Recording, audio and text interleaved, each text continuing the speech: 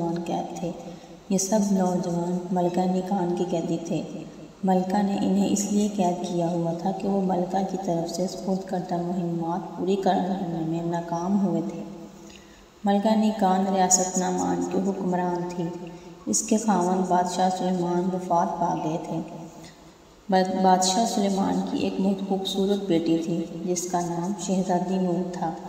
ملکہ نیکان شہزادی نور کی سوتیلی ماں تھی کیونکہ اس کی کوئی سگی اولاد تو تھی نہیں۔ اب شاہی خاندان میں سے صرف شہزادی نور ہی اس سلطنت کے تخت و تاج کی مالک تھی جس کے لیے اس کی شادی ہونا لازمی تھی۔ لیکن ملکہ نیکان اپنی بادشاہت کو طول دینے کی اندھی لالچ میں مبتلا تھی، اس لیے وہ شہزادی کی شادی ہی نہیں کرانا چاہتی تھی۔ اس لیے اس نے شہزادی نور سے شادی کے لیے ایک اعلان کرا رکھا تھا کہ جو شخص فلاں شرائط کو پورا کرنے میں کامیاب ہو جائے گا تو اسے شہزادی کا ہاتھ دے دیا جائے گا، اور اگر وہ شرائط مکمل کرنے میں ناکام رہا تو اسے جزیرے کے قید خانے میں عمر بھر کے لیے قید رہنا ہوگا۔ یہ اعلان سنتے ہی گرد و پیش کے سینکڑوں نوجوان شہزادی سے شادی کرنے کے لیے سامنے آئے، لیکن ملکہ کی پیش کردہ شرائط ایسی ہوتی جن کا پورا ہونا بے حد مشکل ہوتا بلکہ ناممکن ہی ہوتا۔ مثلاً ملکہ کہتی کہ دنیا میں نایاب قرار پانے والے فلاں پرندے کو لے آؤ، صدیوں پہلے کے فلاں بادشاہ کے ہار کا موتی لاؤ، محدود وقت میں بھاری صندوق کو پہاڑ کی چوٹی پر پہنچاؤ، وغیرہ وغیرہ۔ ظاہر ہے اب ایسی ناممکن شرائط کوئی بھی پوری نہیں کر سکتا تھا۔ یوں شہزادی کی شادی میں تاخیر ہوتی جا رہی تھی جبکہ ملکہ نیکان کی سلطنت کے دن بڑھتے جا رہے تھے۔ رفتہ رفتہ یہ خبر ارد گرد کے ملکوں میں بھی پھیلتی جا رہی تھی۔ ایک دن یہ خبر شہزادہ سلیم تک بھی پہنچ گئی۔ وہ ریاست بہارستان کے گورنر کا بیٹا تھا۔ اس نے اپنے باپ سے کہا، ابو جان، اگر آپ کی اجازت ہو تو میں بھی قسمت آزمائی کرنا چاہتا ہوں۔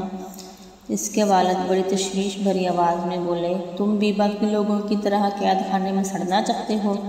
میں اس کی ہرگز اجازت نہیں دوں گا۔ یہ جواب سن کر شہزادہ سلیم رنجیدہ ہو گیا۔ کئی دن گزرنے کے بعد بھی اس کا ملال ختم نہ ہوا۔ یہ صورتحال دیکھ کر اس کے باپ نے کہا، لگتا ہے تم دل میں ٹھان چکے ہو، اس لیے تمہیں روکنا درست نہیں۔ جاؤ بیٹے، اللہ کی امان میں، لیکن تدبیر کے ساتھ کام کرنا، اور یہ میرا خاص گھوڑا بھی لے جاؤ۔ شہزادہ سلیم خوش ہو گیا اور کہا، مجھے اپنے پیارے ابو جان سے یہی امید تھی، مجھے دعاؤں کے سائے میں رخصت کریں، میری دعائیں ہمیشہ تمہارے ساتھ رہیں گی۔ والد نے جواب دیا اور سلیم چل پڑا۔ اس کا سفید گھوڑا منزلیں مارتا دوڑا جا رہا تھا کہ اچانک اسے ایک نسوانی چیخ سنائی دی۔ وہ اس وقت ایک گھنے جنگل سے گزر رہا تھا۔ اس نے دائیں بائیں دیکھا اور چیخ کی سمت کا اندازہ کرتے ہوئے گھوڑا اس کی طرف ڈال دیا۔ تھوڑی دیر بعد وہ چیخو پکار کرنے والی عورت تک جا پہنچا۔ کیا بات ہے اے خاتون، تم کیوں رو رہی ہو؟ سلیم نے پوچھا۔ ارے یہ تو مکمل سفید گھوڑا ہے۔ عورت نے سلیم کا سوال نظر انداز کرتے ہوئے حیرت سے کہا، اس کا کیا مطلب ہے؟ سلیم نے پوچھا۔ عورت نے جواب دیا، اے بہادر جوان، میرے بیٹے کو کچھ دیوزادوں نے قید کر لیا ہے، اور ان کی شرط یہ ہے کہ میں ایک ایسا گھوڑا لاؤں جو مکمل سفید ہو۔ سلیم چونکا۔ میں ان دیوزادوں سے لڑ کر تمہارا بیٹا لے آتا ہوں، مجھے بتاؤ وہ کدھر ہیں؟ سلیم نے پوچھا۔ نہیں، مجھے وہاں اکیلے جانا ہوگا، تم گھوڑا دے دو تو مہربانی ہوگی۔ عورت نے اصرار کیا۔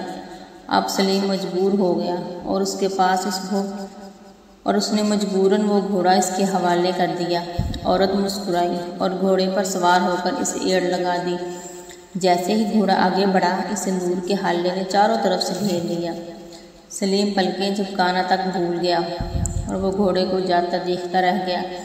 اسی وقت اس عورت نے گھوڑا روکا اور سلیم کی طرف مڑی اور کہا، اے جوان، واپس گھر نہ جانا، تمہارا پیدل سفر کرنا ضروری ہے، اس لیے یہ گھوڑا میں لے کر جا رہی ہوں۔ راستے میں 5 عجائب تمہارے منتظر ہیں۔ سلیم حیران رہ گیا۔ خدا جانے وہ عورت جن تھی یا فرشتہ، تاہم اب سلیم گھوڑے سے محروم ہو چکا تھا کیونکہ وہ عورت بہت دور جا چکی تھی۔ چنانچہ سلیم پیدل مارچ کرتا چلا جا رہا تھا۔ اچانک اس نے ایک عجیب چیز دیکھی اور وہ زور سے چونکا۔ سلیم جس راستے سے گزر رہا تھا وہ راستہ بالکل صاف تھا، وہاں کوئی رکاوٹ نہیں تھی، لیکن اب اس راستے میں ایک چھوٹا سا ٹیلہ نظر آ رہا تھا۔ مزید عجیب بات یہ تھی کہ وہ ٹیلہ آہستہ آہستہ ہل رہا تھا، اس کا رنگ بھی عجیب تھا۔ سلیم آگے بڑھا اور اس ٹیلے پر چڑھ گیا۔ اگلے ہی لمحے وہ ششد رہ گیا۔ وہ کسی ٹیلے پر نہیں تھا، بلکہ وہ تو ایک بہت ہی لہیم شمیم موٹے انسان کے پیٹ پر چڑھا ہوا تھا، جو نیند میں تھا اور نیند میں سانس لینے کی وجہ سے آہستہ آہستہ ہل بھی رہا تھا۔ اس کا چہرہ بہت ہی ہیبت ناک تھا۔ سلیم آہستہ آہستہ نیچے اترنے لگا کہ اچانک اس کا پاؤں پھسلا اور وہ نیچے لڑکتا چلا گیا۔ ساتھ ہی اس موٹے آدمی کی آنکھ کھل گئی۔ وہ ہڑبڑا کر اٹھ بیٹھا اور تڑپ کر کھڑا ہو گیا۔ سلیم اس کی پھرتی پر حیران رہ گیا۔ اس نے تلوار نکال لی۔ تلوار کی جھنکار سن کر وہ فوراً اس کی طرف مڑا اور اس کو سامنے دیکھ کر ہنس پڑا۔ ساتھ ہی اس نے دائیں بائیں کے 2 پیر جڑ سمیت اکھاڑ کر اٹھا لیے۔ اب وہ ان پیڑوں کو سلیم پر پھینک کر اسے کچل سکتا تھا۔ یہ دیکھ کر سلیم نے تلوار پھینک دی اور کہا، کاش ہم دوست بن سکتے۔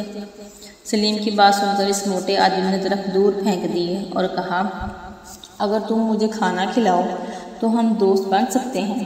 واہ، یہ ہوئی نا بات۔ تمہارا نام کیا ہے دوست؟ سلیم چہکا۔ میرا نام بدین ہے۔ اس کے لب ہلے۔ شہزادہ سلیم نے اس بات میں سر ہلا دیا۔ پھر اس نے تیر کمان سنبھال لیا اور شکار تلاش کرنے لگا۔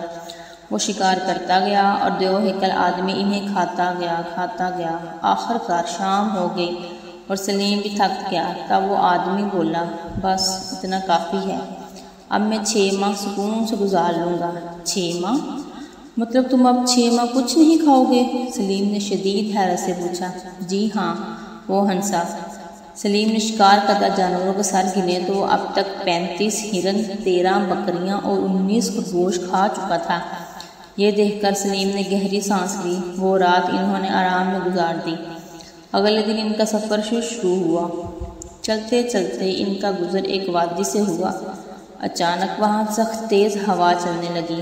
حالانکہ آسمان بالکل صاف تھا اور آندھی طوفان کے آثار بالکل بھی نہیں تھے، لیکن اب شدید ہوا چلنے لگی تھی۔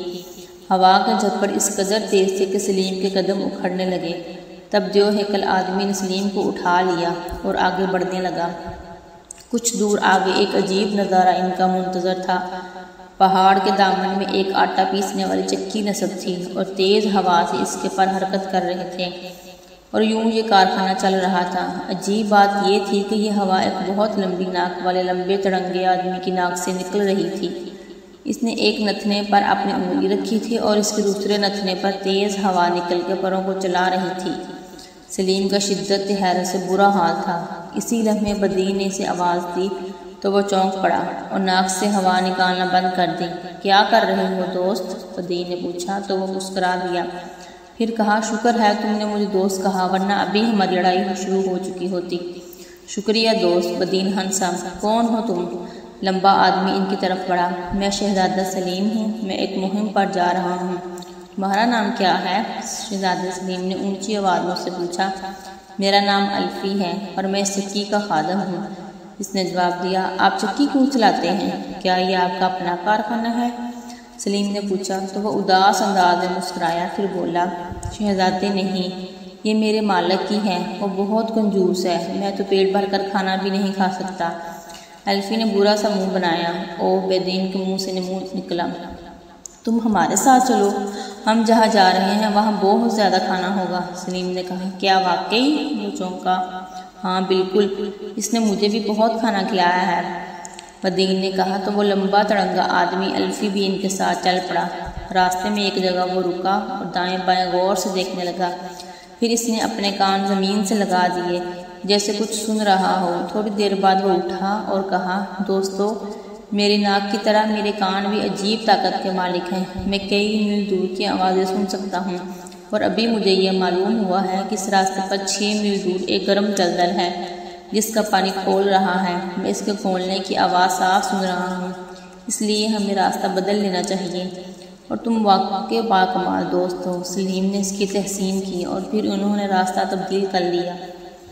ابھی وہ چند ہی قدم چلے ہوں گے کہ ان کے سامنے ایک کمزور سا شخص آ گیا جس نے اپنی دونوں آنکھیں لکڑی سے چھپائی ہوئی تھیں۔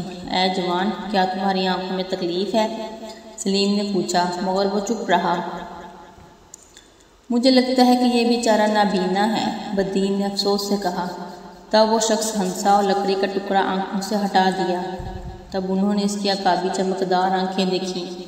ادھر وہ جوان کہنے لگا، میرا نام ہاد ہے، میں سب کچھ دیکھ سکتا ہوں، میرے سامنے کوئی رکاوٹ نہیں آ سکتی۔ میں تو دیواروں کے آر پار بھی دیکھ سکتا ہوں، میں سینکڑوں میل دور بھی صاف دیکھ سکتا ہوں، میں زمین کے اندر بھی دیکھ سکتا ہوں۔ البتہ جب میں نے قریب کی چیزیں دیکھنی ہوں تو میں یہ ٹکڑا آنکھوں پر رکھ لیتا ہوں اور بس۔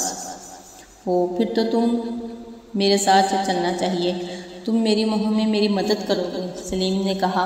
ضرور، میں نے تمہاری بہادری اور عقل مندی کے بہت قصے سن رکھے ہیں، میں تمہارے ساتھ ہوں، وہ آدمی بولا، اور بدین اور انفی شہزادے کو دیکھنے لگے، جبکہ شہزادے نے سینے پہ ہاتھ رکھ کر اس کا شکریہ ادا کیا۔ اب شہزادہ سلیم اپنے 3 باکمال دوستوں کے ساتھ منزل کی طرف رواں دواں ہو گیا۔ وہ سفر بھی کرتے اور آرام بھی، یوں وہ منزل کے قریب ہوتے جا رہے تھے۔ ایک دن وہ سفر میں تھے کہ اچانک انہوں نے راستے کے ساتھ عجیب سی چیز دیکھی۔ سلیم نے قریب جا کر دیکھا اور کہا، یہ تو بڑے درختوں کے تنے ہیں، شاید ہوا سے گر گئے ہیں، لیکن شہزادے ان تنوں پر یہ عجیب بال کہاں سے آ گئے؟ بدین نے کہا۔ اوہ، تیز نگاہ شخص ہاتھ کی آواز سنائی دی۔ کیا ہوا؟ سلیم نے پوچھا۔ یہ درختوں کے تنے نہیں ہیں، بلکہ ایک سوئے ہوئے شخص کے بازو ہیں، اس نے اپنے بازو پیچھے کیے ہوئے ہیں اور اب ہم اس کی سر کی طرف جا رہے ہیں۔ کیا؟ سلیم چلایا۔ جی ہاں، میں اسے دیکھ چکا ہوں۔ تیز نگاہ آدمی ہنسا اور پھر وہ سب اس طرف چل پڑے۔ کچھ دیر بعد وہ اس کے پاس پہنچ گئے۔ اس کا قد اور وجود بہت بڑا تھا۔ تم کون ہو دوست؟ سلیم نے پوچھا۔ میں کامل ہوں، میں اپنے بازو سکیڑ بھی سکتا ہوں اور لمبے بھی کر سکتا ہوں۔ اس کے علاوہ میری اصل طاقت میری ٹانگیں ہیں، میں ایک قدم میں کئی میل کا سفر کر سکتا ہوں۔ یہاں کیا کر رہے ہو؟ سلیم نے پوچھا۔ میں ایک بادشاہ کا غلام تھا، اس نے ایک بار مجھے ایک مہم پر بھیجا تھا، میں نے وہ مہم چند منٹوں میں مکمل کر لی اور واپسی پر میں سو گیا۔ میری کمزوری ہے کہ مجھے نیند بہت آتی ہے، میری اس غلطی پر اس نے مجھے وہاں سے نکال دیا۔ کامل بولا، ٹھیک ہے، آج سے تم میرے دوست ہو، میرے ساتھ چلو۔ سلیم نے کہا تو اس نے حامی بھر لی۔ جلد ہی یہ قافلہ آگے بڑھ گیا۔ سلیم اور اس کے ساتھی جس جگہ سے گزر رہے تھے وہاں گرمی بہت زیادہ تھی، لیکن اچانک وہ چونک اٹھے۔ انہیں ماحول کا درجہ حرارت بدلتا محسوس ہوا، جیسے اچانک سردی آ گئی ہو۔ یہ صرف چند لمحوں کے لیے ہوا تھا، پھر دوبارہ ویسے ہی گرمی ہو گئی تھی۔ اسی وقت انہیں ایک درخت کے نیچے ایک آدمی سکڑا سمٹا ہوا نظر آیا۔ اس نے بھاری کپڑے لپیٹے ہوئے تھے۔ ارے میاں، خیر تو ہے، ہمیں گرمی جلائی دے رہی ہے اور تمہیں سردی لگی ہوئی ہے کیا؟ سلیم نے پوچھا۔ میں تم سے مختلف ہوں شہزادے، یہ دیکھو۔ یہ کہہ کر اس نے اپنی چادر کو ہٹایا، فوراً ہی ماحول میں خنکی بڑھنے لگی۔ اوہ، یہ کیا ہے؟ سلیم نے پوچھا۔ میں بارد ہوں، میرے اندر سردی بھری ہوئی ہے، وہ بولا۔ ٹھیک ہے، تم چاہو تو ہمارے ساتھ چلو، سلیم نے کہا اور وہ بھی ساتھ چل پڑا۔ آخر کار ایک لمبا سفر طے کر کے وہ شہزادی نور کی ریاست نعمان جا پہنچے۔ شہزادے نے اپنے دوستوں کو باہر ایک جگہ رکنے کو کہا اور خود آگے بڑھ گیا۔ جلد ہی وہ محل میں داخل ہو رہا تھا۔ تو پیارے دوستو، کیا شہزادہ سلیم ملکہ کی دی ہوئی شرائط کو پورا کر پاتا ہے اور اس کے یہ 5 عجیب و غریب دوست اس کی مہم اس کو کیسے مدد کرتے ہیں؟ یہ جاننے کے لیے ہمارا نیکسٹ پارٹ ضرور سنیے گا۔